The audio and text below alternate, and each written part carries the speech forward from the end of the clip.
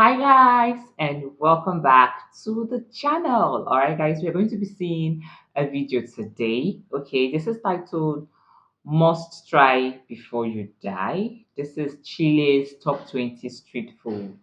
All right guys, I've been reacting to Chilean military videos lately. So let's do something different. Let's see what their food looks like. Okay, so this is top 20 Chilean food. Without further ado, please subscribe to the channel, okay? And if you find this video interesting, like, share, and comment. So let's jump into this. ¿Comer? Sí. ¿Puedo comer? Sí, ven. ¿Esto puedo comer? In this extra special extended series, Oh yeah, it's super delicious. we're doing a deep dive into Chile's most outrageous food.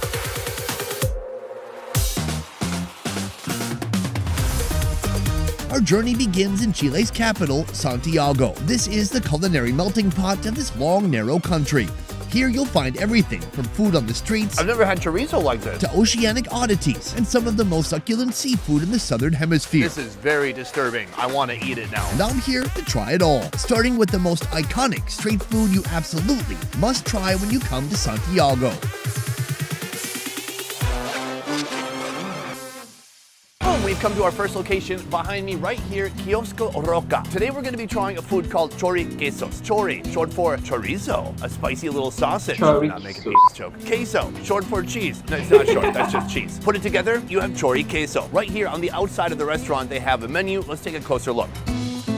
Here it is. You can get 2 quesos plus 1 leche con planteno.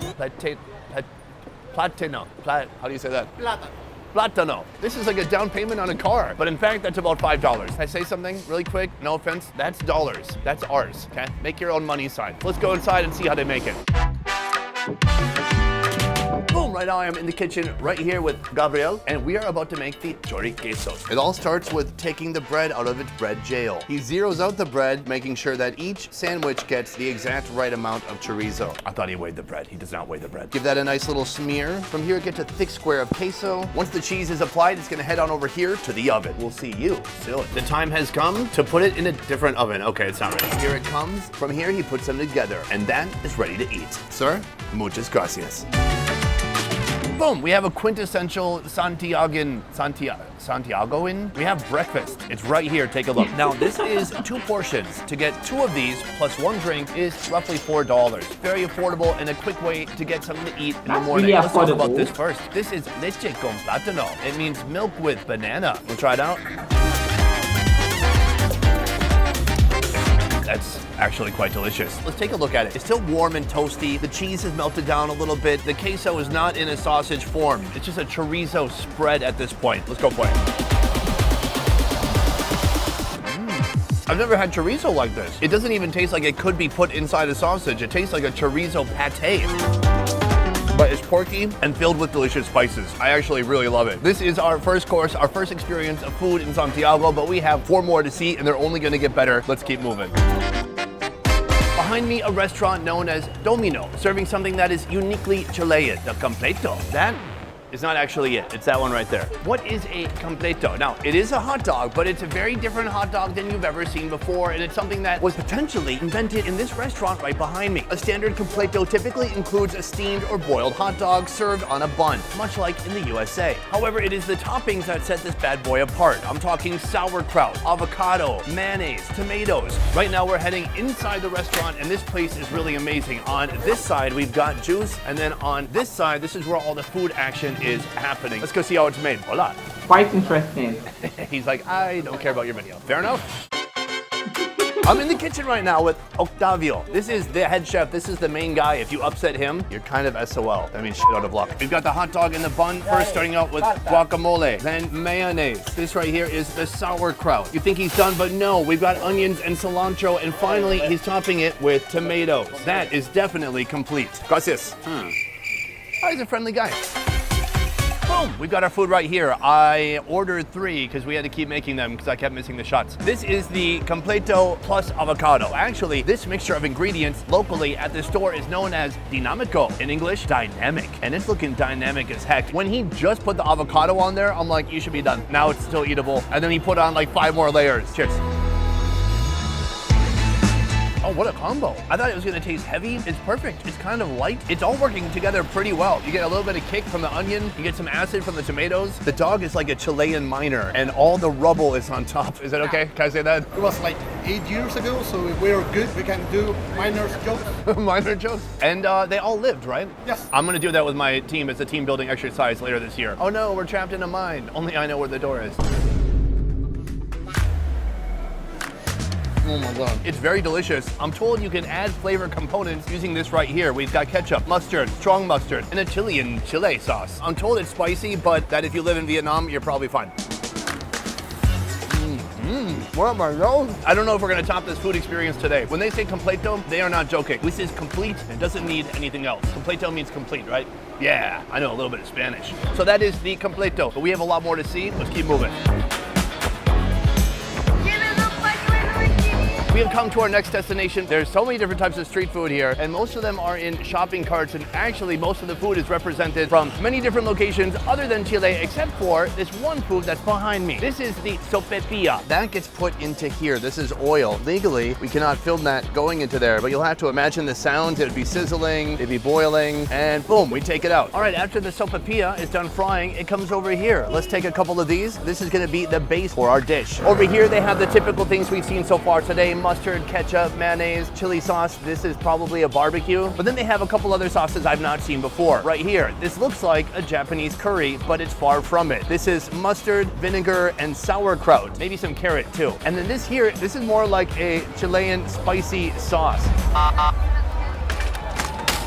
Uh-oh, guys, there's a mass exodus right now of food trucks. Just a moment ago, this place was full of these shopping carts. Now everyone's leaving. They're trying to get the heck out of here. Probably because the police are coming in. It's technically illegal for them to have all their stuff here. Wow, their chicken is literally frying as we speak, and she's running. I've never seen anything like this.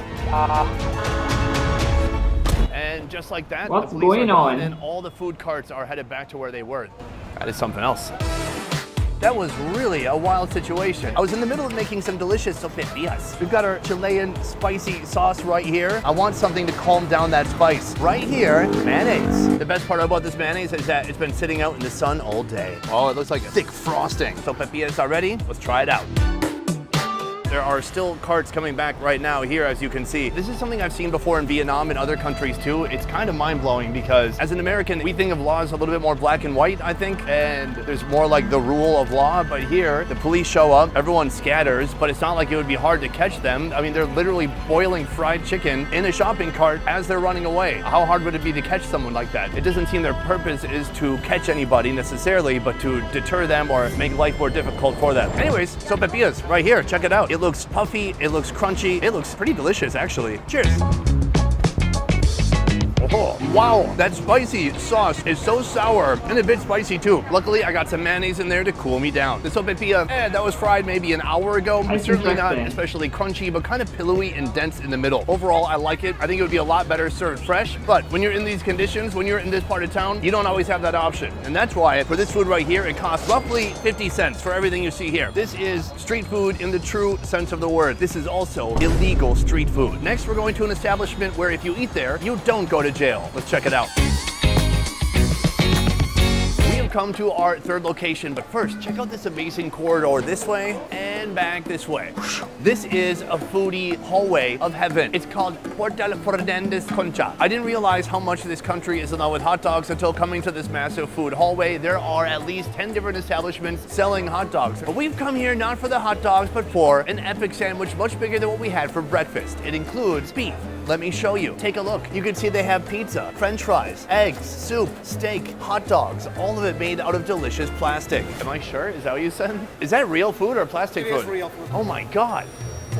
It's real food. I swear to God, you go to Korea. This they man have is a company hilarious. that specializes in making plastic versions of your food. I thought that's what's going on here, but no. Every day they just cook up 15 dishes that have to go in the trash. So what's my point? Today we're gonna be having churrasco. This is a type of beef that goes inside a sandwich. That beautiful beef you see right there, that's gonna be sliding between my buns. Oh, wait, what the? Let's go inside and see how it works. Between my buns. All right, folks, I've broken into the kitchen. I've got Jimmy, and we are gonna be making the churrasco italiano with queso. Let's get to it. Sandwich preparations are about to begin, and it all starts with the churrasco. Hit the griddle with a little bit of oil and dump the beef on top. It is very thin layers of beef. He has to separate it out. Right here, we have the bread. He carefully slices it in half. That is a big sandwich. And those carbs hit the flat top. Thank you, Jimmy, for warming up my buns. He's handling my meat. Now it is time to place the meat on top of the bread, piece by piece, completely covering the carbohydrates below. This wouldn't ordinarily come with queso, but I'm not an ordinary guy. I like his move. He puts the queso directly on the flat top to melt and get extra gooey. That is how you put cheese on a sandwich. Just straight up melted on the griddle. Now for our toppings. First, beautiful thin layers of tomato going on top of the cheese. Top bun gets a flip. It goes on top. Now he gives it a little bit of a cut in half. Then he removes the top bun. This is next level because he's gonna be putting the guacamole. Now, if you cut it after he put the guacamole would go everywhere. And then we have this beautiful white thick mayonnaise. He tosses it back on and that is complete. Jimmy, muchas gracias. They call this the Italiano not because it has anything to do with Italian cuisine, but because of the colors of the fillings. The Italian flag, it has white like mayo, green like avocado, and red like tomato. People here, they are in love with mayo. This is a ridiculous amount of mayo, so I don't know how it's gonna work out. It's working out real good. The beef looks really lean to me. It is so tender, and then all those condiments inside, just making it nice, light, soft, rich. Oh my God. At the insides, the cheese is just so stretchy. This is one of the best sandwiches I've had in a long time. It's pure deliciousness. What's unique about it is it's not guacamole, it's just straight avocado. And it's delicious, especially when you mix it with the mayo. While we're here, there is one more unique sandwich I wanted to try. This right here, it is the chacarero. First of all, a mountain of mayonnaise. Complete disregard for my health. Look at that thick layer. These are like string beans. It is quite a unique blend of ingredients. Green beans in a sandwich. Have I ever seen that before? No. No, I haven't. So about an inch of mayo, green beans, tomato. We have that same beef. Let's try it out. It's about what you would imagine. It is wet, cold beans on a delicious sandwich. Can I be honest? Not my favorite. It's not like it's awful or disgusting. It just feels misplaced. Every time I take another chomp, I'm wondering, why is that on there? The sandwich without it is so incredible. Why are people doing this? Because we like our vegetables. I'm not buying that. It's super unique. I like seeing new things. I like trying new things. But do I actually like it? Well, I like the first one a lot more. We have a couple more foods to go. Let's keep moving. We have moved on to Emporio Zunino. This place is almost 100 years old. That's older than your mom. That's really getting up there. This place is famous for one thing, the empanada. I know you think you know what an empanada looks like, but here they're doing empanadas in a way that I have never seen before. All right, folks, right now we are walking into the kitchen to see where the magic happens, to see where these empanadas are made. Because these empanadas are not fried, they are baked in the oven right here. Take a look. We got Sandro, and then right here we have a load of empanadas. These are Pino empanadas. They're already made, they're already prepared, they're already stuffed, but now he's gonna hit them with some egg wash, please. Oh my, what an artist. He's getting them nice and doused. This is gonna make them nice and crispy on top. From here, he's gonna toss it right into the hot oven, shut the door, and that's gonna hang out for a little bit. Whoosh. Right here, we have some queso empanadas, and these are golden brown and looking delicious. Now we're back to the Pino. He takes it out. It is certainly not done, but these need to be rotated. He said it's just like rotating tires on a car. See? See. Right here, you can see what the Pino looks like when it's completely finished. Oh, that is a thumbnail pose right there. Every time they come out of the oven, they head over here, and then when customers order, these folks grab them and dish them out. When I think of an empanada, I think of kind of a flipped over piece of dough that's been crimped on one side like a semicircle. This does not look like that. This looks like a big piece of puff pastry, egg wash on top, and full of queso. I want to bite into it, but I also just kind of want to rip it open to see what it does. Will we get a cheese pull? Oh my gosh, yes. There's a healthy amount of cheese in here. At the same time, an unhealthy amount of cheese. That looks fantastic. Break it down. What is not to love about that? It's about what you would expect. It is dough, it is cheese. No spices, no crazy seasoning. A very straightforward food, but very delicious. Because the way they're doing it here, everybody gets one that feels like it's hot and fresh from the oven. And that's the exact way that you want to eat something like this. Oh man, delicioso? Very good. Very good, muy bien. Right here we have a side of peach juice, perfect to go with an empanada, or so I'm told. Cheers. Oh, that's good. So this is the first type of empanada, but they have one more called Pino. We're gonna get that next.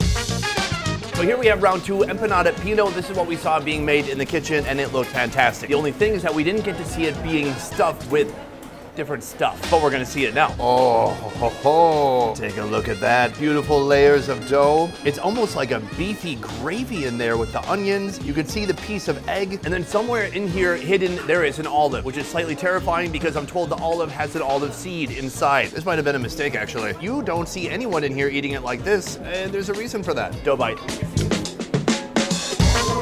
Oh my God, it's just like a delicious stewed beef. So much onion flavor. The onions have caramelized, they're a little bit sweet. You get a little bit of that egg in there. That's just a little bonus, I guess. Up on the olive. See, you could dye it, or you could grow an olive tree in your body. This is so excelente, I can't believe it. And it's completely different from the first one I had. I gotta be honest, that first one, good. I like cheese and bread together, but almost no flavor. This is overwhelmingly flavorful in the best way possible. This is nothing like any empanada I've had before. The only thing empanada-y about it is that there's bread on the outside and stuffing on the inside. But in general, my mind is blown and my stomach is very happy. So now that you've got a grip on what Chilean food actually is, I want to show you how affordable it can be. It smells like horse food. Next, I'll be attempting to spend over $100 on Chilean street food in one day. There's stuff inside of here. Oh my gosh, that is a surprise. In a challenge that seems all but impossible. So let's give it a shot. This morning we come to Vega Central. This market has pretty much everything as long as it concerns food. Already outside we're seeing produce, we're seeing action, we're seeing a van. Right now we're gonna head inside and see what we can find. I have found something awesome right behind me here. This little shop is selling a ton of different local fast foods. And look, a country where it's acceptable to wake up early in the morning and eat some ass. It's one of the menu items. I've never eaten ass in Chile, and I would like to try some. It looks clean, it looks like it takes care of itself. Let's hop into the kitchen and see how they make this ass. They're a little bit weirded out, but it's gonna be okay. Soon we're gonna be best friends. Hola. Hola. Right here we have Joalice. She is our cook, our chef for today, making up some ass. Let's get into it. This is the churrasco. It's very thinly cut beef. She's gonna hit that with a little bit of oil. She has employed the chipped beef technique, cutting little bitty pieces. She puts on some salt, a little bit more oil. So this is garlic infused vegetable oil, and it smells delicious in here. Next up, the queso. She gets a nice slice of cheese, gives it a little bit of a dip in the hot dog water, then puts it right on the griddle. This is Gouda cheese. She puts the meat inside of the bun, and then the Gouda cheese goes on next. Oh my gosh, looks like a Philly cheese dog. Muchas gracias. That ass looks amazing. Now let's talk about the name. Let's talk about the elephant ass in the room. Apparently, the owner just told us it's a typo. It's supposed to be AS. It's still pronounced us, which is still funny. Aside from the hilarity of the name, it legitimately looks super delicious. Cheers.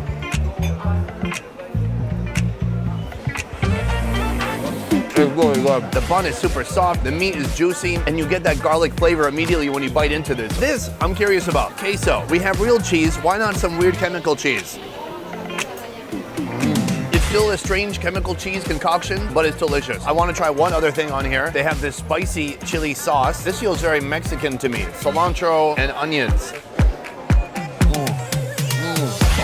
That's awesome. It's very spicy and very sour. And then the onion, it's got some kick. The cilantro is fresh. This costs $3.84. Very affordable. There are a few menu items here I've not tried before. I think I'm gonna order something else. This is really beautiful. Okay, there are lots of nice looking foods in Chile. All right, and I really cannot wait to experience this in person. So many beautiful and lovely foods here. Okay, and I like the fact that their food are actually affordable. All right, you don't need to break the bank to afford a plate of food. All right. Here as well, because we're on a bit of a hot streak. Let's keep going. I'm back in the kitchen again, and Joalice is, oh, she left. Right now we're making another food. This one's called pernil. Pernil. Pernil. Italiano. This is not Italian food. That's all gonna make sense soon. Let's get to cooking. It all starts with this beautiful, big, gigantic Chilean bread. That gets cut in half. Oh, that's for later. The bread is called marraqueta. Now the process of making it Italian begins starting with avocado. We have green, then we have the white of the mayonnaise, and soon tomato. But first we're gonna warm that up on the griddle. This is slowly braised, soft, tender, and juicy pork. Hit it with some of that garlic oil and a little bit of salt. It's already cooked, but she's just getting it nice and hot and infusing it with that garlic oil. From here, it's going on to the bread. I think she's going for the tomatoes. Yes. This is our Italian flag, the red, the white, the green all together. She's gonna smash it down into one big, beautiful sandwich, and then she cuts it in half. And that is ready to eat. Muchas gracias. A la orden. We have our pernil right here. The top is nice and crunchy. Tons of sauces inside. It's gonna be very wet. And then you can see the soft pork that's been crispified on that delightfully hot griddle. It is hot back there. There's not a lot of space. You need to be a petite lady to work back there. You couldn't be this guy, for example. far too big. I'm gonna try to pick this up. Oh, there we go. Cheers. I know it's so good. There's just something special about putting globs and globs of avocado and mayonnaise on everything. The pork is succulent, soft, full of pork juices. There's a hint of garlic from that garlic oil. This is just all about pure pleasure. Even if you start growing tired of the sandwich you ordered, there's just a buffet of sauces, condiments, and salsas that you can put on top of it. For example, they call this a green chili, even though it's looking slightly yellow. Hit a little bit on the corner. A little bit of kick, some freshness, nothing crazy spicy. It's very good. And all this for under $5. It's a pretty incredible value. And actually, it's reminding me that it's gonna be very difficult to get to $100 today if we keep eating like this. But let's see, still gonna do my best. This whole market is basically like an open air grocery store. They have a lot of produce, they have meat, they have this right here. I don't know Spanish much, but that says mayonnaise. Mayonnaise. Finally, I found a country who loves mayonnaise as much as I do. Also, I'm thrilled about the amount of cold cut meats and cheeses that they have here. Chile is really famous for its produce, its fruits and vegetables, including this right here, delicious avocado. They love to put this in so many of their different street foods. It's smooth, it's creamy, it's delicious, and super affordable too. In any country, if you're trying to get a sense of what people really eat, it's best to start at the market. Because first you see the produce, the fruits and vegetables, but then you come here and you can see the different types of meat they're offering. Big, delicious, juicy cow feet. So people make a big deal about camel toes, but these cow toes are looking pretty good. Over here they have some chicken torsos. Here we have some of the offcuts of the chicken. We have gizzard, and then right next to it, chicken feet. So if you're into feet, especially animal feet, this is your place. Boom, we come to our next food right here. Like I said, there are a lot of people selling meat and deli meats, especially here, but I found another protein that I did not expect to find in this market. Right here, it's called charqui. And if you look at the picture, you may be able to discern what type of animal this is. It's horse. They dried out horse meat. That or this horse died in a desert. I'm not sure. Let's try some horse jerky. All right, he's pulling it out right now. Gracias. This is a wild texture. It just looks like fibrous. They really got all the water out of this. It smells like horse food. Like it smells like grain or something unusual. You can see the dust coming off of it, the fibers from the muscles and some of the sinew. All right, so that's one piece. Let's go for it. I don't know if this is horse or construction paper. It is so intensely dry. I'm rehydrating it with my saliva. It's not that good, if I'm honest. But what about the price? All right, right here, we have 1 kilo of charqui. They've dehydrated this so much. This was at least a pony. Y'all eat pony here? Unknown. This is $43.90. Should I buy it and count it towards our total today? I think I should. Right behind me, you'll see a lot of different interesting pickled foods and condiments. Chilean food has a lot of different influences, and one of those comes from the Germans. That's right, those are my people, famous for sausages and attempted world domination. I wasn't part of that, however. A significant wave of German immigration to Chile began in the mid-19th century. And of course, they brought with them their food, including this right here, sauerkraut. That looks very sour and very crowdy. Of course, this is fermented cabbage. It's like, imagine kimchi, but with no spice. But they also have another food simply called American sauce or Americano salsa right here. It is a pickled mix of finely chopped carrots, cucumbers, and onions. This is a popular condiment, especially in Chilean sandwiches and hot dogs. And I believe yesterday, when I had my hot dog, that they smeared some of this inside. Oh, I can just grab it. Gracias. Here we go. Let's try it out. A little mushy, definitely sour, briny. That's about all there is to it. Why that is called American salsa? No idea. Ah, he's offering another food to me here. It looks like a jalapeno. Super sour, incredibly salty, but a delicious flavor, and it has a nice warm afterglow at the end. I like it. The pickled fun has not ended. Right here we have the green chili, which looks pretty yellow. When I was eating that sandwich earlier, I showed you that condiment. That is made from ground up this. The owner here said it is very picante. That means hot. This might be a mistake. Very pickly, lots of seeds inside. Ah, it's good, bit salty, very sour. I like this. Gracias. This guy has great hair. This guy has like movie director hair. We've come to the corner of the market where they have a little bit of a food court going on. There's about 5-6 restaurants behind me. They all have different menus and they're all hawking. So let's see what we can find. There will definitely be some unique Chilean food here. Right now I'm in the kitchen with Cesar.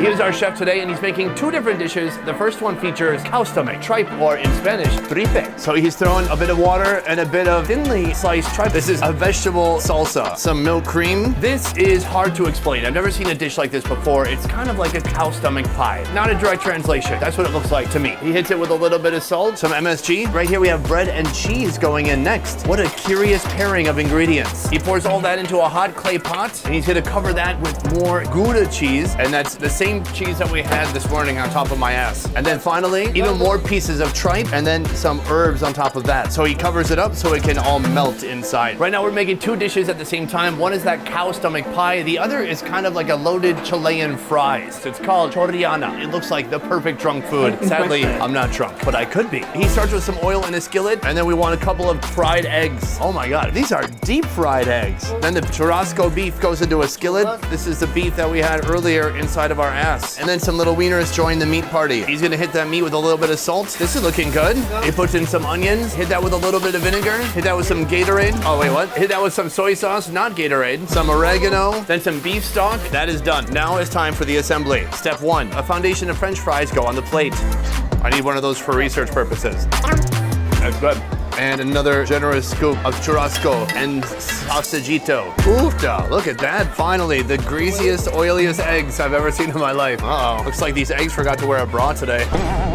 He's satisfied with the progress. He's gonna bring that over down here. All right, he just lit it on fire and take a look at that presentation. A flaming clay pot full of stomach and cheese. Love it. Boom, food court food. This here, what is going on? This is like generations and generations put into a bowl. We'll come back to that soon. This, it's beautiful. He did not overdo it when it comes to the yolks because you wanna capture this moment right here. A cascading waterfall of delicious yolk. Take a look at that bite. This is like classic drunk food, but this is Chile. People don't really like drinking here. Psych, they do.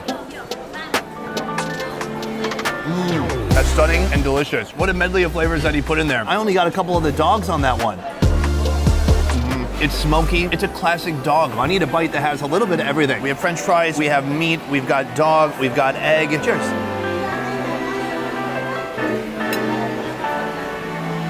This is simply delicious. Oh, and look, they're all filming me. Oh, not them, that one. So that is that food. Well, let's talk about this food right here. This is called Chupe de guatita. It smells pretty gamey, but I don't mind. We've got some of that Gouda cheese, some of the cow stomach. There is mashed up bread that they put inside.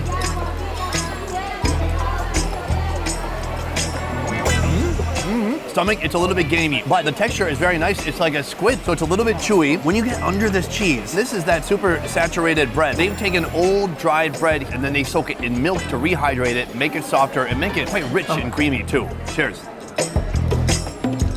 It's smoky, it's surprisingly creamy, very cheesy. This is the kind of stuff I want to try when I come to a new country. From here, we're gonna head to a different market. This market is more known for produce, for meat. It's kind of like a big open air grocery store. But the next place we're going has tons of food. Let's go check it out.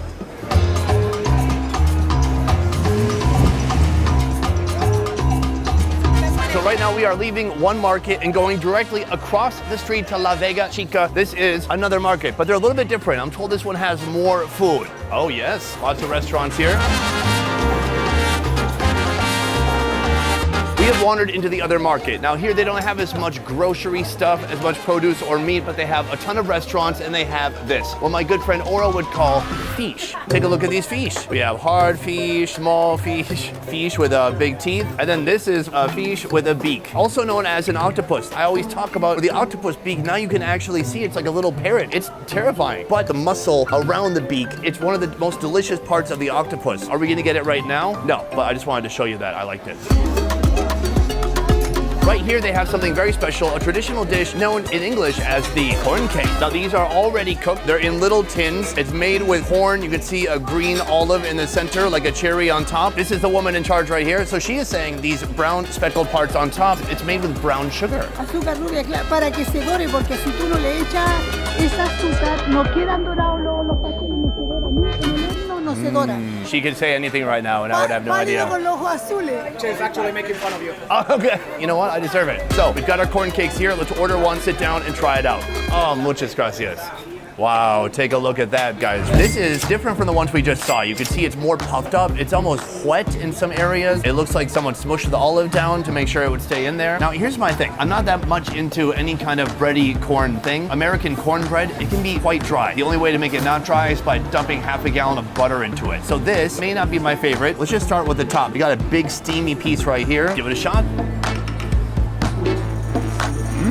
That tastes like canned cream corn turned into a bread. It's not dry at all. On the outside, it's developed a bit of a shell. It has a little bit more of a dense texture. Then on the inside, it's wet and soupy. That being said, there's stuff inside of here. Let me try to pull this out. What is going on here? What? This is like a chicken. Oh my gosh. Yeah, that is a surprise. It's like a Happy Meal. You never know what you're gonna get inside. Let's try it out.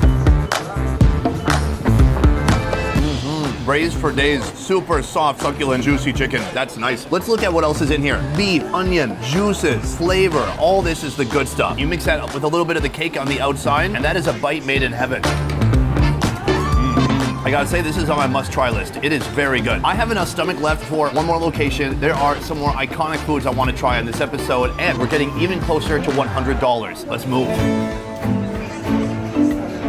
Boom, we have come to our final location here right behind me in this kitchen. They hold the secret to one of the best soups in this city, but the only way to get in is through a secret passageway. Are you ready? Listo. Every time you want to go into the kitchen, you have to move the kitchen. Hola. The reason we've come into this cocina, a little bit of Spanish there, is to try something called caldo de pata. This is a special soup made out of a special body part on the pig. I'm talking about the cankles. Right here, we can see a big, beautiful portion already stewing. That looks like a rich, creamy, delicious broth. That big old piece of pork hock is going into our bowl, along with some of this creamy broth. Oh my gosh, that looks delicious. Please, stop filling it. Right here, we have our tamale. That is the whole preparation. You unwrap it. I am ready to leave the kitchen. Here I go. The seas are parting for me, and the door swings closed again for eternity. All right, folks, we have a big grand finale right here, because after this, I cannot eat anymore. Also, we have this kid right here. It's the fastest way to make kids leave. Just give them unwanted attention. This is the humita. Many countries have some version of a tamale. It's essentially some kind of a carbohydrate wrapped in some kind of a leaf. Here, it's corn wrapped in a corn husk and boiled. It's kind of gloopy. It tastes a little bit like cream corn. I kind of like it. It tastes like a bunch of other seasonings too, but there are a few different ways you can eat this. One of them is with this, azúcar, or sugar. Sorry, I speak a little Spanish. Hit it with a little bit of sugar, grab a corny bite.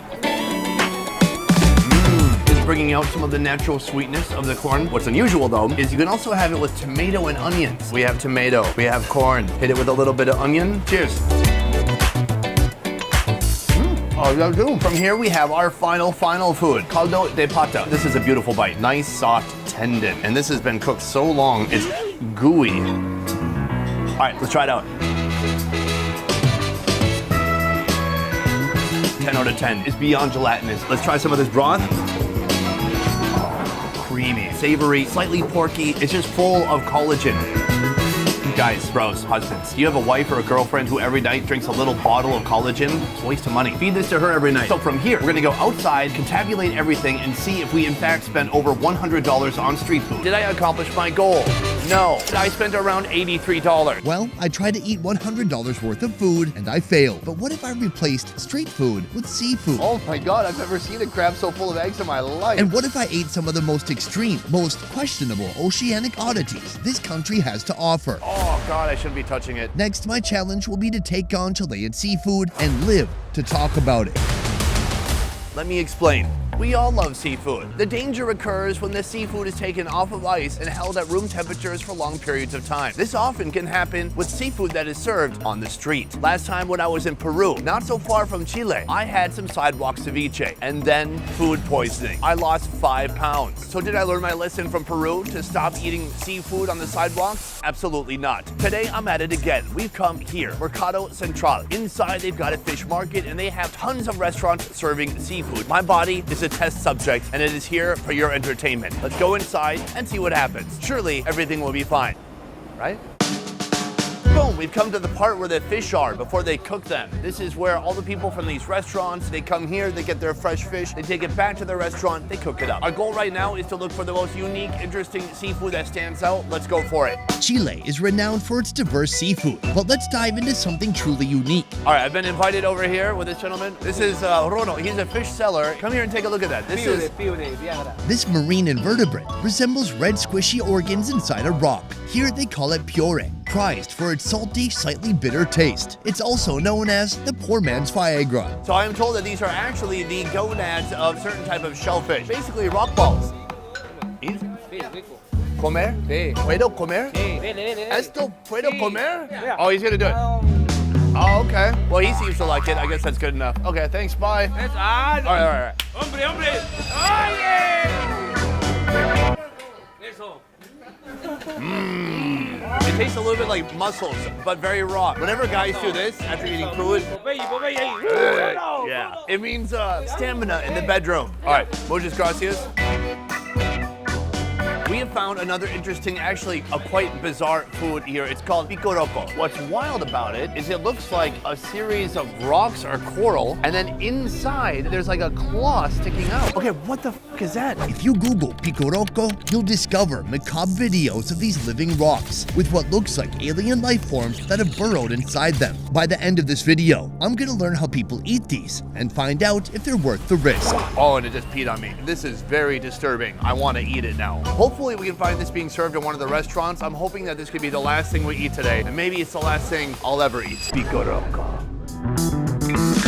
All right, guys, we've come into our first kitchen right now. This lady, she is a maestro in the kitchen, and she knows exactly what she's doing. I've ordered food, but first, a drink. I've caught her in the middle of the process of making this special drink. As she's making it, she's calling it Viagra Marina. Viagra. You know, that might be Spanish for Viagra. You know what that does? Let's see how it's made. A lot of pieces of the ocean cut into a glass. I saw some shrimp going in there already. This is the rock balls we had already just a moment ago. This is the puree juice. Right here we have some mussels going in next. Oh my God, look at the glasses. They're just big, murky, and brown. It looks like brackish water. Oh, she's not done. There's more ingredients. This is garlic and olive oil. Surely that doesn't, okay, it does. Yep, that just goes right into the drink. This is the most insane drink I've ever seen in my life. I gotta, if I'm being honest and speaking from the heart, it looks a little bit disgusting. But I'm gonna try it. Why not? So I'm gonna order this. I'm gonna get one more food. Let's try them both out. All right, folks, this is my first meal of the day, actually. And this is gonna be my first drink of the day. I have never seen anything so wild. I almost rather I didn't see this get made in the kitchen. I'm not expecting anything good. I'm just doing it. Oh my God, it's so much liquid. And it's pretty briny liquid. It's like putting lip balm on every time I take a sip. I'm gonna get in there with this one. All right, time to take a bite. The Viagra won't work unless you have it all. It's weird, no happy ending here. This is brilliant marketing. This is how you get guys to eat anything. Do you know what that grandma told me? She said, careful not to tip over the table after you drink this. That's hilarious. So that, it's fantastic. And I'm gonna save it for later because I don't wanna tip over the table or have any other mishaps. Have you ever had this sober? I've never been sober. Okay, let's talk about this food. This is called Chupe. We tried a version of this in our last video. That was Chupe with cow stomach. Now it's filled with every one of Ariel's friends under the sea. The Chupe. It all starts with cream. These are shellfish gonads. These seem like they go in everything. Mix the gonads with the cream. Minced mussels head into the bowl. Right here we have some raw clams. And that also joins our other Quite ingredients. interesting. Next we have some camarones. Boom, that comes over here. Light up the stove. Butter joins the clay pot. Then some olive oil with garlic and a little bit of salt. This is gonna be very rich. So far, this is looking a lot better than the Viagra. I have to say, it's looking more appetizing. Next up, she has the Chilean bread that she's mixing with milk. Now that combination of bread and milk is heading inside of our pot. She's mixing it, rotating it, making sure everything cooks all the way through. And she's gonna layer the cheese on top. Oh my gosh, a thick fortress, an impenetrable layer of delicious cheese. Oh, I guess she did penetrate it. Never mind. Oh, she decorates the top with a few camarones. Some more of those gonads on top. Some mussels as the centerpiece. This is why it's important to go into the kitchen, because if you just saw the top of this and just saw a slick of cheese, you'd be like, what's the big deal? It has everything inside, including that bread with the milk. You have to see it being made to fully comprehend what this dish is. There's a thick layer of cheese on top. That's my favorite part. Now, hot seafood is kind of my thing. I prefer to eat my seafood, not drink it. Okay, the Gouda is very thick. I mean, it's super cheesy. It's a strange combination of cheese and seafood. I like it. There are some bouncy bits, some briny bits. As you're eating it, it's a bit confusing trying to figure out what you're actually chewing on because they have some of those gonads in there, some mussels, some shrimp, a little bit of everything in there. So this is our first course right here. This is one heck of a way to start the day. There is a lot more seafood here though. Also, the goal by the end of today is to try the Picorokco, the little hand coming out of the rock. The smell of it's still on my hand and it smells like manure. Chile is known for its dynamic seafood scene. They have the Chilean sea bass. I'm very excited to see what a Chilean sea bass looks like. Oh, I've asked over here. Come, take a look at this. I had no idea. I thought they would look more like a largemouth bass in Minnesota. That's big. Locally, this is called corvina. Now, you'll notice one thing when you come to this market. All the fish are dead. It's a big departure from Asia. They love the seafood to be alive, swimming, still staring at them. This is certainly not alive at all. Right here, crabs. Oh my God, I've never seen a crab so full of eggs in my life. I'm not sure what the practices are around sustainable crabbing, but it seems like if one of them has 1 million eggs, they should probably throw it back in the water. At least throw the eggs back in the water. Hey kids, we're taking your mother, but do your best. And we have come to our second location right here. Take a look, Pilas Blanca. That is a restaurant opening, and that's more raw fish over there. I love it. It's like right next to each other. So here, let's take a look at what they've got. They have another Viagra type drink. I'm good. But they also have shellfish cooked with Parmesan cheese on top. And then they have my South American arch nemesis, El Ceviche. Last time Peru got the best of me, but I was on a sidewalk. Now I'm at least 10 steps from the sidewalk. I should be fine. Oh, you missed? You gotta get it all the way to the front, man. Oh, yeah. We don't want your hair. Yeah, we don't want any of that hair getting in the food. Guys, we finally found our way to the kitchen. Right now I'm here with Steven. So right now we're making ceviche, and it starts with the base, a very fragrant sauce. Let's get into it. Right here is the blender. Inside it's gonna get a little bit of lemon juice, and all our vegetables and seasonings are going inside, including green pepper, onion, chili, garlic, and ginger. Now some cilantro. Oh, what? From here, some fish went inside. And then ice? Is this a smoothie? Now he's putting in some cream. I don't know if I'm getting ceviche or a raw fish smoothie. This is very confusing. So we got a little bit of salt, a little bit of seasoning joining the pot, then some pepper. Turn that on, covering it with his hand. Very nice. Right here, he's poured out some white fish. The fish is, in fact, raw. He takes that sauce, he pours that on top. He's gonna grab some purple onion, hit it with a little bit of cilantro, cut some green pepper, toss that on top. Well, it's starting to look really pretty now. That is Steven, and right there is his ceviche. All right, guys, we are making our second dish in the kitchen. This is called machas. It's a type of shellfish. This is crema being poured for our next dish. Right here we have some white wine. Ooh, in a box, my favorite. Next we have some butter going inside, and right here the cheese. Creamy mixture goes inside first. Then he puts a generous portion of mozzarella cheese onto each one. From here, that goes on top of the stove. He's gonna fire that up, and in no time, these guys are gonna start melting. He puts a lid on top so it'll melt faster, and we are gonna see that at the table. This has got to be one of the best food review videos I've ever seen. Like, this is really amazing. I really cannot wait to visit Chile and experience this in person, because some of these videos we see on the internet is better experience in person than just watching these videos here. This is really amazing. All right. Oh, goodbye. Okay, we have our second course right here. This is my seafood redemption tour with the ceviche. I'm not gonna start with that. Let's talk about this. That's And these interesting. are machas a la mozzarella. I'm gonna pick one of these up. They cooled down a bit, but the shell is still quite warm, and you can see that little mussel inside has cooked down. Cheers.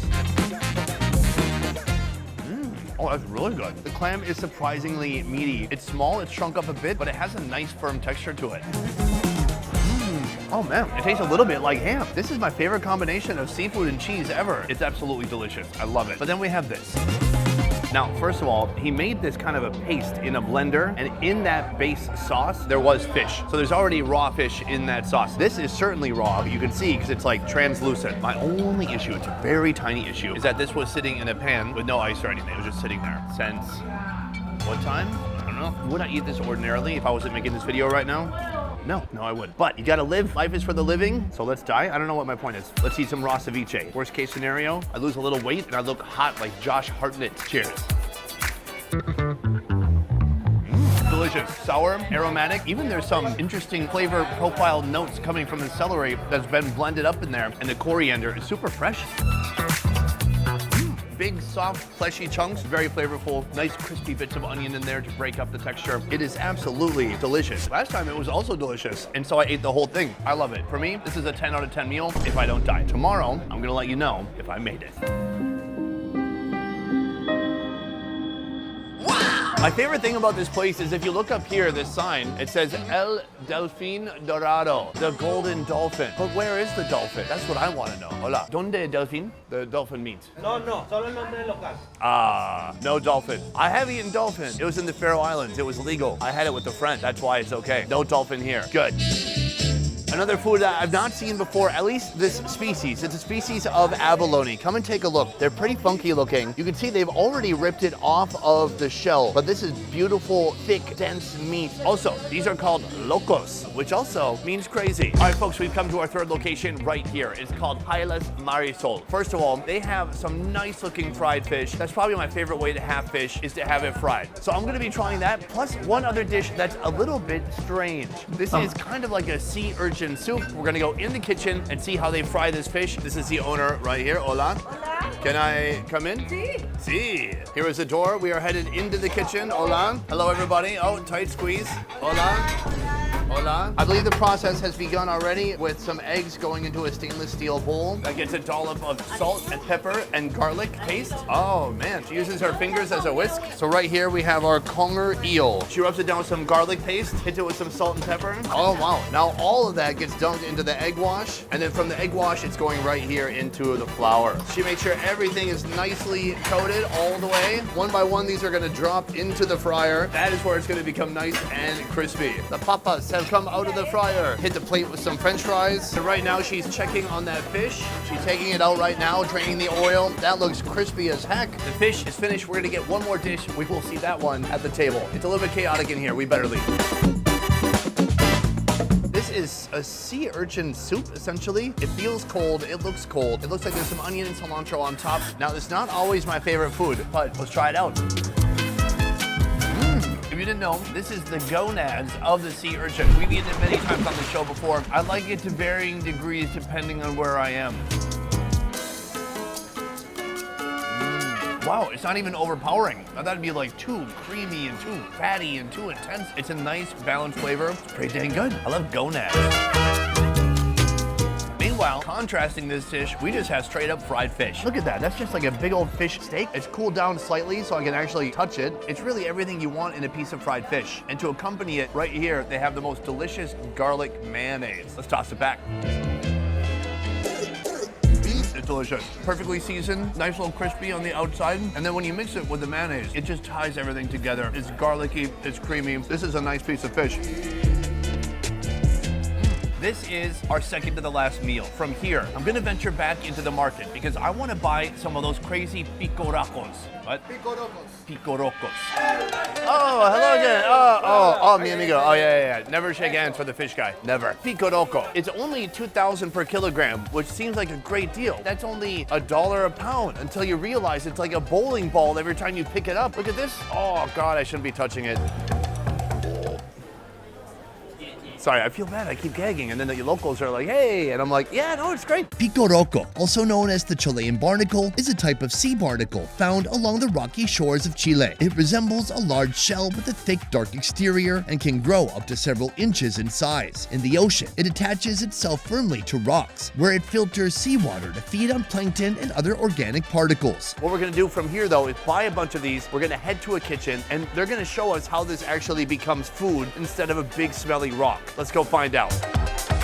All right, we have come to our final restaurant. Behind me right now, El Calon. They have a rotating refrigerator full of king crabs. Yes, those Chilean king crabs look amazing. Am I gonna order one? No, I'd rather eat rocks that smell like poop. Our barnacles are being taken out of the plastic bag, and the first thing they're gonna do is get a nice washing. I really like to imagine that he's interrogating these, and each time he puts water in their hole, they're like, oh, where is she? I don't know what I'm doing. I don't know what I'm doing. I don't have a meeting is complete. And one by one, these are gonna be dropped into this hot boiling pot of water. And hit that with a little bit of Parmesan cheese. Just kidding, that's pepper. And a little bit of salt. Right here, we've got some white wine. He puts in some garlic cloves and some bay leaves, and then a little bit of cumin. In 20 minutes, we're gonna come back to this and then continue to the next step. Boiling is complete. It's time to take it away. Now he's gonna crack open these stones, and then he extracts it. Oh my God, that's what's in there? That right there is what was hiding within this big cup of coral. From here, he throws it on top of another flame and he cranks it up. All right, that's bubbling hot. Let's take it to the table.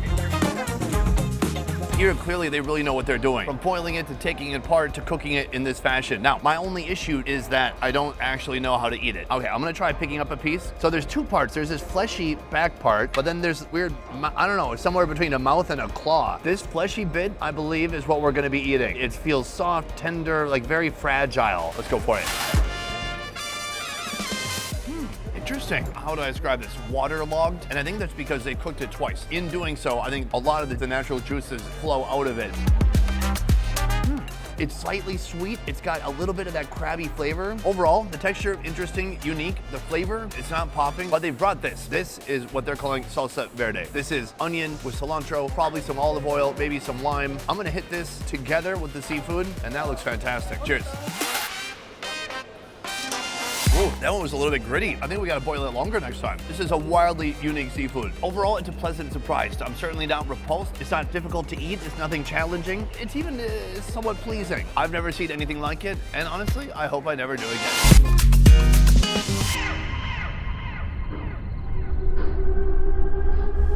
All the seafood we've tried so far not only ended up being tasty, but it was really affordable. But what happens when we aim to try the most expensive sea creatures we can find in this country? This is brutal body armor. You could really hurt yourself on this. Soon I'll sample a crustacean that costs over $160. But first, let's start with something more affordable, then work our way up. Boom, we've come to our first location right behind me, El Calon. You might remember or recognize this place, but today we've come back to try something else. This place is wide-ranging. They have everything from very expensive giant king crab to very humble, delicious, and affordable empanadas. Right now I'm in the kitchen with Antonio, and he's about to make 5 of these empanadas. Let's do it. Step 1, take the ajo, also known as garlic. That goes on top of the shrimp. Then the oregano, a little bit of salt. This is cumin. That also goes on the shrimp. Give it a little bit of a mix. This right here is our filling, and it's already looking amazing. Right here we have our wheat wrapper. He takes a big dollop of shrimp and puts that right inside. After the shrimp, he puts on a load of Parmesan cheese. Antonio takes a little bit of agua, Spanish for water. He hits it on the edge. He folds it over, lets each end kiss, and then he pushes all the air out. The final touch, a crimping wheel to give the empanada its signature look. Right here, the empanadas are ready to be put in the fryer. One by one, he drops them in. So these are gonna stay in here frying in that oil for 2 to 3 minutes. How does the empanada fit into the daily lifestyle of people here in Santiago? La empanada es algo muy típico. The empanada is quite known in Chile, and it's a very traditional dish. But many people order like an appetizer. It's not like a full dish. When you come here, it's more like something to start with. All right, folks, we have our first meal of the day right here. These look gorgeous. Now, a normal person would probably eat it from here, but what I want to do is just break it open from that middle part. Oh my gosh, that was not a mistake. Look at that oozy Parmesan cheese and just a fat piece of camarones sitting right there. Let's try it out. Oh no, and look how juicy it is. It's dripping. Inside is stuffed with big bouncy shrimp. There's a ton of garlic flavor, and then that Parmesan cheese is nice and sharp and adds a lot of personality to the flavor. I'm a big fan. I've been told that no matter how delicious this is, there's one more component that I can be adding and that I should be adding. This right here is known as pebre. This is like a Chilean salsa. I'm gonna put that inside. Oh, let's go for it. For a moment, my brain said that's too much. Absolutely not. It's fresh, aromatic, acidy, and hot. Whew. It really cuts through the rich flavors of the empanada. That is a good way to start the day. This is today's most affordable location by far, but by the end of today, we'll be trying a seafood that costs over $100. But first, a much more medium-priced location, serving up 2 unusual Chilean seafood dishes. First, one of the longest species of eel in the world, and the infamous Chilean abalone. We have come to our second location, and this place is wild. It's called Ocean Pacific's restaurant, and it is huge, and they have some very unique food here. This is a family restaurant with a striking atmosphere inspired by the sea and navigation. You may notice as we walk around that they fully commit to that theme. It doesn't get more nautical than here unless you are actually on a ship. Beyond that, it is vast. They have everything. Aside from dining areas in the kitchen, they also have a pool where the live fish are. Right now, we're about to head to the pool, and they've given me what looks like a Halloween costume. Today, I'm gonna be the gold guard. Now, this is a suit that we have to put on before we go to the pool. It's a lot of radiation in there. That's not true either. All right, let's get dressed. Let's go look at some fish. So right right here we have the pool. Now I get it. I thought it was gonna be a pond or something. It's not really an aquarium. I guess it is a pool. That's Peter. Take a look. They have a spiny lobster that they've named. Hopefully just Peter gets his hands in. Oh, it. his name is Peter, not the lobster? It looks like we stumbled upon some giant tuna steaks being prepared right here, sliced one by one. These look incredible. So right here, we're gonna see the eel that we're gonna be trying later today. Let's see it, Pedro. Boom, wow. This is a big conger eel. The giant Chilean conger eel can grow up to 6 feet in length and weigh over 80 pounds. And their lifespan is nuts, with some of them living over 30 years. Soon, Ursula's henchmen here will be chopped up and cooked inside a Chilean dish known as Fisherman Stew. But first, an appetizer, the Chilean abalone. And in Chile, they do abalone unlike anywhere else. There we go. This is the Chilean abalone. You won't find this anywhere in the world. It does look quite different from some of the other abalones I've seen. It's got a hard protective part. I think they call that the heel. The other day, we went to a big fish market. Most of the fish markets or seafood markets in Asia, you'll see abalone, but they will be alive and they'll have the shell intact. But at that market, they had already kind of scooped them all out of the shell. Why is that? This product, given the fact that it's exclusively here, it's heavily regulated. So we're forced into another kind of processing. Simply put, because of strict Chilean regulations, these abalone must be cooked at a special facility before ever arriving at the restaurant. So this one here can't even be eaten here. This is essentially a pet. This is her pet. Oh, that's interesting. So how do you make a dish from a seafood that's already been boiled? Well, let's find out. Start by cutting the already cooked abalone into slices. To create the foundation for the abalone, a delightful mixture of mayo and diced potato cubes are molded into a circle. The final step, plating. The abalone is elegantly positioned atop the base. Then more of Chile's favorite condiment, mayonnaise. A sprinkling of beet slices, beet sauce for a little bit of color, and a drizzle of olive oil to seal the deal. The abalone here is actually a little bit more expensive, and this is what we're gonna be starting with. I wanna have just the pure abalone. Now that is a big, cold, thick, dense piece of seafood right there. Cheers.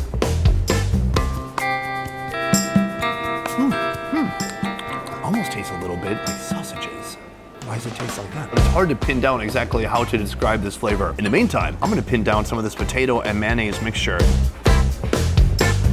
Oh. It's a Chilean potato salad with micro cubed potatoes. It's delicious. Also, I need to try some of this pink stuff. Oh, it tastes kind of like a pickled beet. I like it. Okay, from here, I want to grab another thick slice of this abalone and just apply directly some of this mayonnaise on top. And that is the perfect bite. Cheers. Very rich, creamy. The abalone has a cold, dense texture to it, and it tastes a little bit like sausages.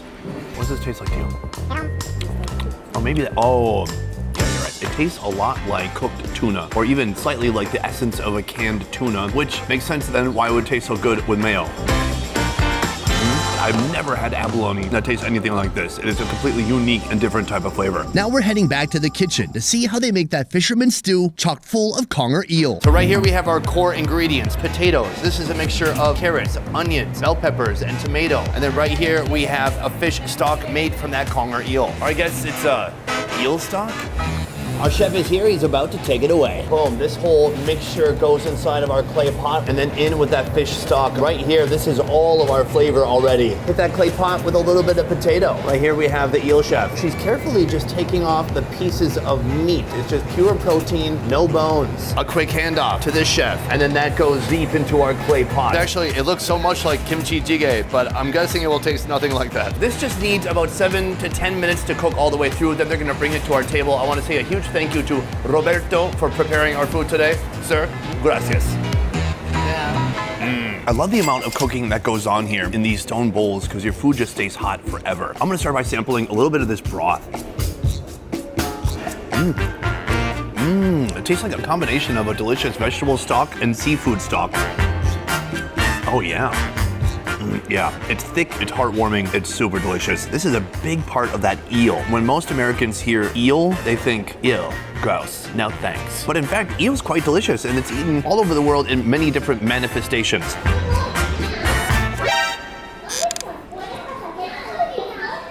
Shut the robot up. It's a loud robot serving people behind me. Oh, there it is. All right, let's try this conger eel. I gotta say, I'm not a huge fish guy in general, but this is probably my new favorite fish. It just has a lot of body, it's got a great bite to it, but it's not too flaky, it's not mushy whatsoever.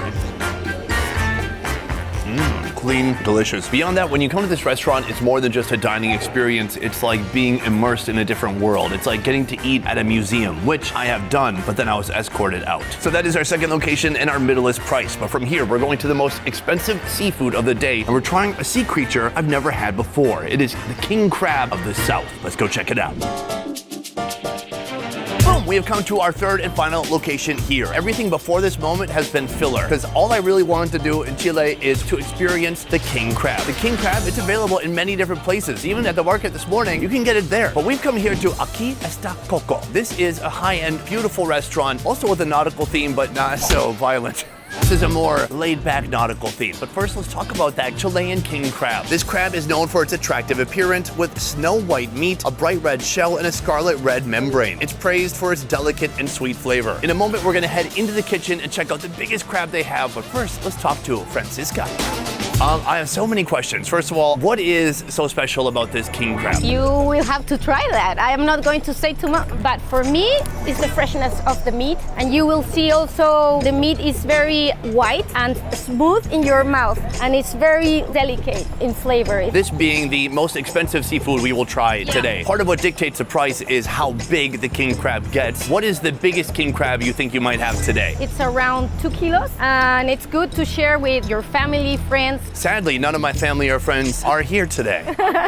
Right here, this is our king crab coming in at 1.8 kilograms. I noticed a couple of differences from the Alaskan king crab. In general, it seems slightly more petite. This is more of like a runway model type of crab. Also super spiky. These could be used for giving old-fashioned tattoos. Now keep in mind, this has already been par cooked and they're gonna steam it the rest of the way now. All right, we have our pot right here. The crab is going now, descending into the hot steaming pot of water, and we'll say hello to that guy soon. Let's talk about the preparation. In the US, we like it hot, but if you go somewhere like Vietnam, they have it steamed, but then maybe they'll put like salted egg sauce on it. Then meanwhile, you go to Spain and maybe it's just completely chilled. So what's the most popular for Chilean people? Cold but warm at the same time. So what do I mean? It's like you receive the king crab, it's a little warm, but you put lemon and maybe some mayonnaise in the side and no other sauce. I love mayonnaise, and most of my food tour in Santiago has truly been a mayonnaise tour. Yeah, see? Why do they like mayonnaise so much here? I have no idea. Oh, okay. Today I'm getting the hot king crab. I'm about to head to the kitchen and see how they prepare it. 15 minutes has passed and we're headed back into the kitchen to take this crab out of the pot.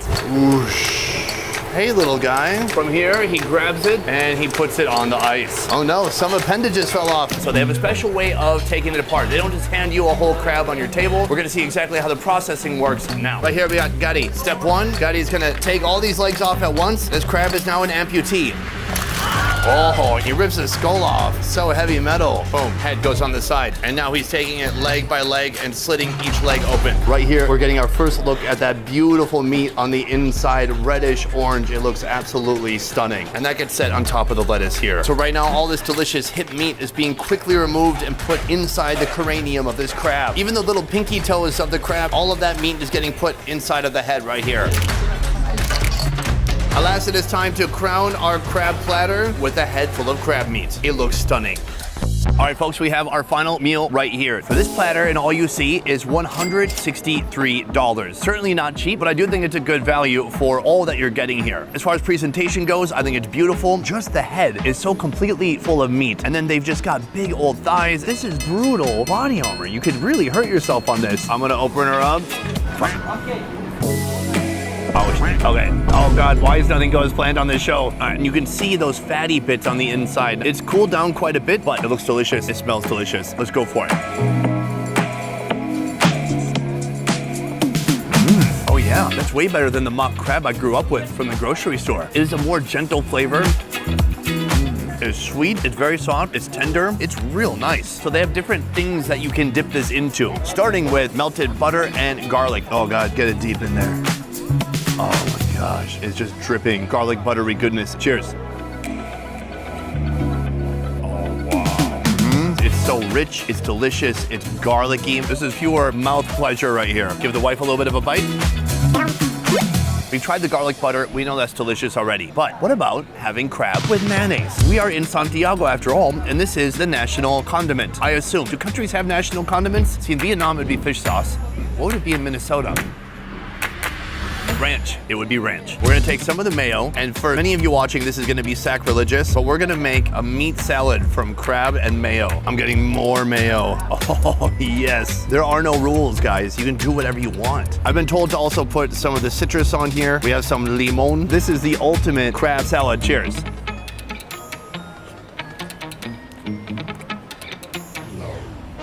It's amazing. The mayonnaise offers a creamy binding element, tying it all together. There's a little bit of fresh sourness coming from the citrus here. There's some seeds offering some choking hazards. And they even offered me this. I believe they called it American sauce at first. It is ketchup and mayo. That's right, I'm putting a little bit of ketchup on my $163 king crab. Cheers. I did ruin it though. Sorry, I actually ruined it. Overall, this meal was incredible. She said this is for 3 to 4 people, but for someone like me, this is for 1.5 people. Luckily, my wife is a half a person. So, from street food to seafood, from the super cheap to the super expensive, you can see that Santiago has a ton to offer hungry travelers. Next time you visit, give these foods a try and let me know downstairs in the comments which one you like best.